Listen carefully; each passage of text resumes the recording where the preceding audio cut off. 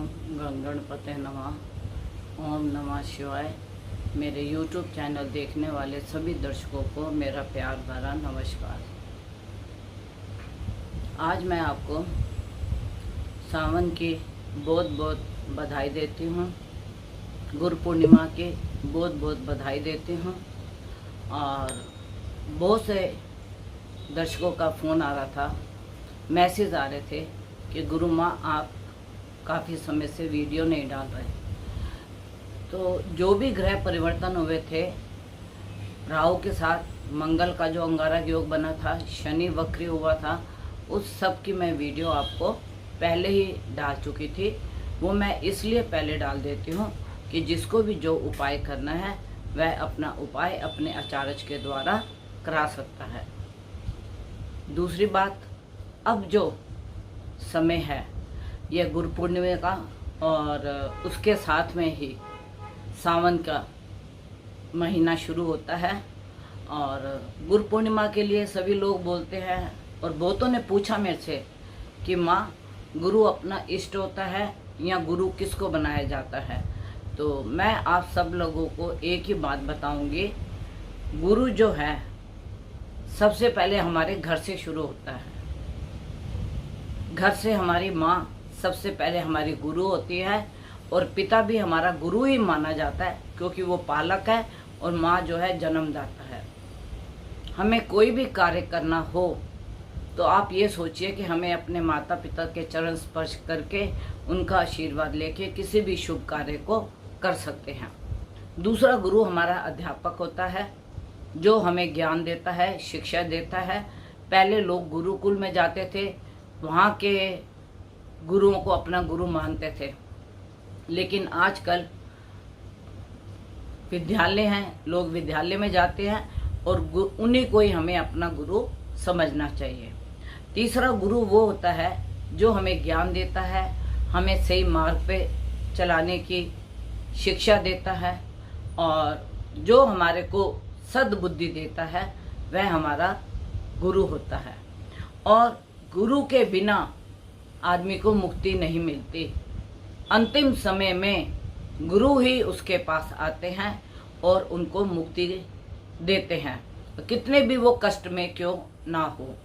तो इसलिए आप गुरु की परिभाषा को जितना भी लंबा करना चाहे आप उतना कर सकते हैं। हमारा इष्ट भी हमारा गुरु होता है, इष्ट देवी भी हमारी गुरु होती है, और जो सिद्ध पुरुष होते हैं वो भी हमारे गुरु होते हैं। अगर हम किसी को गुरु ना बना सके तो आप ये देखिए, भोले शंकर तो सबके गुरु हैं, हनुमान जी सबके गुरु हैं, राम जी सबके गुरु हैं। तो हमारे इष्ट ही हमारे गुरु बन जाते हैं। और सावन का महीना जिसे हम बोलते हैं हरियाली शिव जी का होता है, और इसमें जो सोमवार होते हैं हम अगर उनका फास्ट रखें तो कहते हैं मनोकामना भोले भंडारी बहुत जल्दी पूर्ण कर देते हैं। तो मैं अपने सभी देखने वाले और जो भी मेरा YouTube को पसंद करते हैं उन सबको ये बोलूँगी कि अगर आप सावन के महीने में सोमवार आएँ, जितने भी सोमवार आएँ, आप उनके ऊपर उनका व्रत रख सकते हैं। एक सावन में सबसे बड़ा जो पर्व आता है वो नाग पंचमी। नाग पंचमी तो हर महीने आती है, पूर्णिमा में भी आती है, अमावस में भी आती है। पंचमी तिथि को पंचमी बोलते हैं, लेकिन सावन के महीने में जो पंचमी आती है उसको नाग पंचमी बोलते हैं। और नाग पंचमी क्योंकि शिव जी के जो गहने थे वह नाग थे, वह नागों को धारण करते थे, इसलिए सावन के महीने में नाग पंचमी का भी बहुत महत्व है। अब इसके अंदर आपको क्या करना है, किसको क्या करना है, उसके बारे में मैं आपको बताऊंगी। अगर आपने अपने आचार्य को अपनी पत्री दिखाई हुई है या आप लोगों को मालूम है कि काल सर्प क्या होता है और काल सर्प किसे कहते हैं, काल सर्प आपके लिए शुभ है या अशुभ है, कौन से भाव से लेके और कौन से भाव तक आपका काल सर्प लग रहा है। क्योंकि काल सर्प तो पहले घर से लेके 7वें घर में अगर हो तो उसे काल सर्प योग कहते हैं। जहाँ राहु होगा उससे 7वीं दृष्टि जो होती है केतु की होती है। अगर आपका काल सर्प योग राहु से शुरू हो रहा है तो आप ये देखिए कि उसको उद्धव काल सर्प योग कहा जाता है, क्योंकि राहु सारे ग्रहों को अपने मुख में डाल लेता है।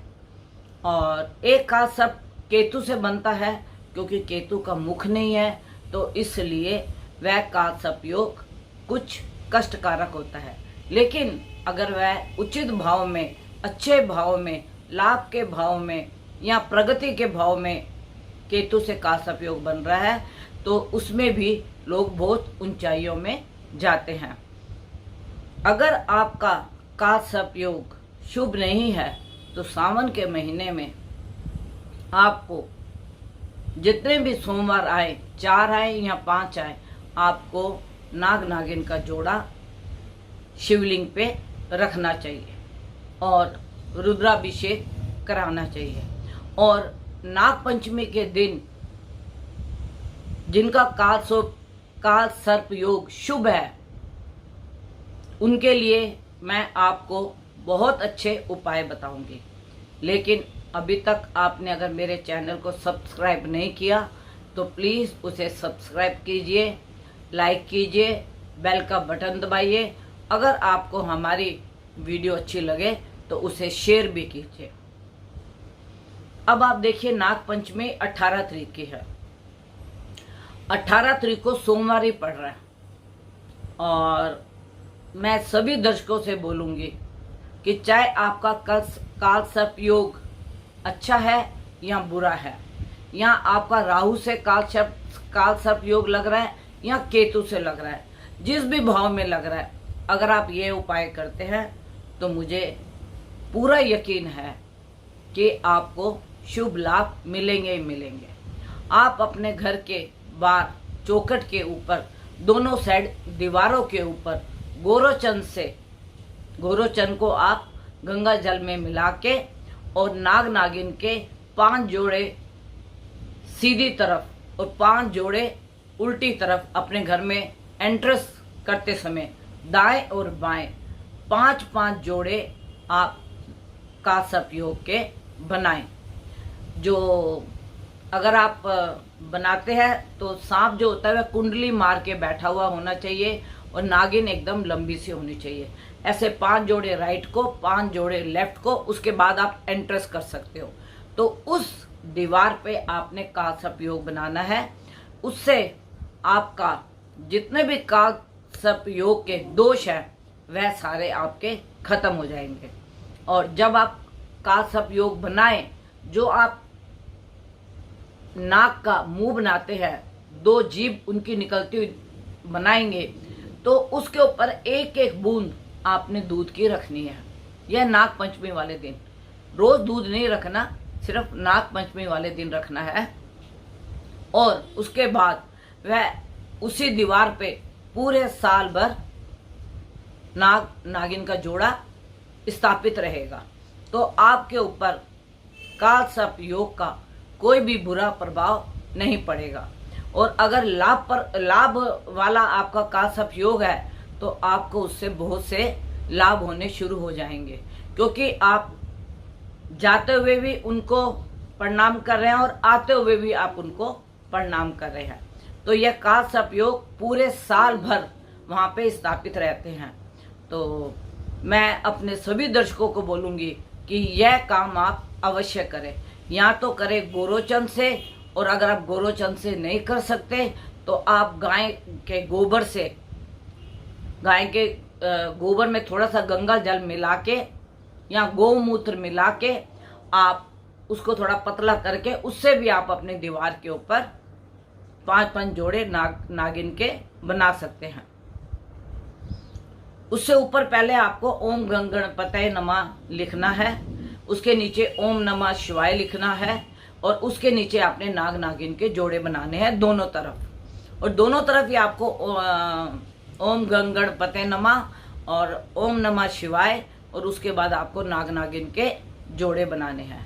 तो यह तो हुआ सावन के महीने का पूरा आपको जो मैंने आपको बताया है।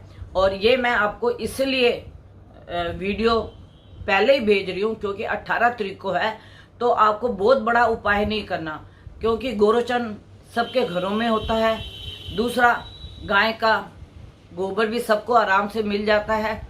इसलिए मैं ये वीडियो आपको जो है 2 दिन पहले डाल रही हूँ कि आपको अपने घर के बाहर नाग पंचमी के दिन, एक तो आप सोमवार का आपका व्रत होगा, जो भी लोग रखते होंगे सोमवार का, वो अपना व्रत रखें और सुबह उठ के आप नाग नागिन के जोड़े बनाएं और उनको प्रणाम करें और उसके बाद अपनी दिनचर्या शुरू करें। तो आप देखिए, इस सावन से अगले सावन तक जो भी आपने मनोकामना सोची होगी आपकी अवश्य भोले भंडारी पूरे करेंगे। तो मैं सभी दर्शकों को फिर से निवेदन करना चाहती हूँ कि जो भी मेरी वीडियो आती है वो समय से पहले आती है और उसका जो भी आपको उपाय करना चाहिए वो आप अवश्य कीजिए। और उसके बाद जब आपको लाभ होता है तो आप कमेंट बॉक्स में लिखिए कि हमें इस उपाय करने से ये लाभ हुआ। अगर आपको लाभ नहीं हुआ तो आप उसके भी हकदार हैं, कमेंट्स करें, जिससे कि हम आपको और भी अच्छे उपाय बता सकें जिससे कि आपको लाभ हो। या आपके जो अच्छे आचार्य हैं आप उनको अपनी पत्री दिखा के अपना पूरा लाभ लीजिए।